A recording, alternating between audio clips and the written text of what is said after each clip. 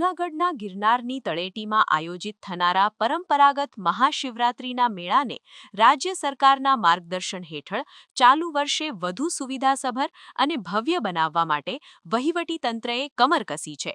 Junagadh collector Anilkumar રાણાવસિયાએ Shiv આરાધનાના આ મહાપર્વ પૂર્વે તમામ સંબંધિત વિભાગોના અધિકારીઓ સાથે બેઠક યોજીને સર્વગ્રાહી સમીક્ષા કરી હતી.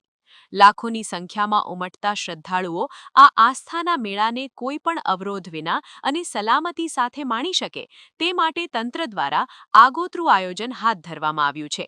બેઠક દરમિયાન કલેક્ટરે પીવાના પાણી, સફાઈ, જાહેર આરોગ્ય અને વીજળી જેવી પાયાની સુવિધાઓને લઈને ઝીણવટભરી સૂચનાઓ આપી હતી.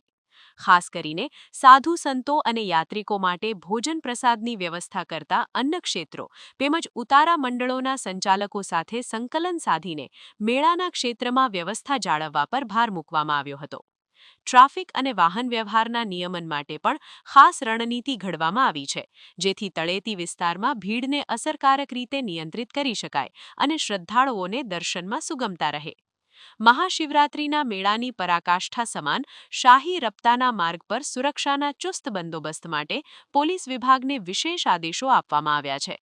કલેક્ટર અનિલકુમાર રાણાવસિયાએ જણાવ્યું હતું કે ભવનાથ ક્ષેત્રમાં સ્વચ્છતા જળવાઈ રહે તે માટે મહાનગરપાલિકા દ્વારા વિશેષ ટુકડીઓ તૈનાત કરવામાં આવશે.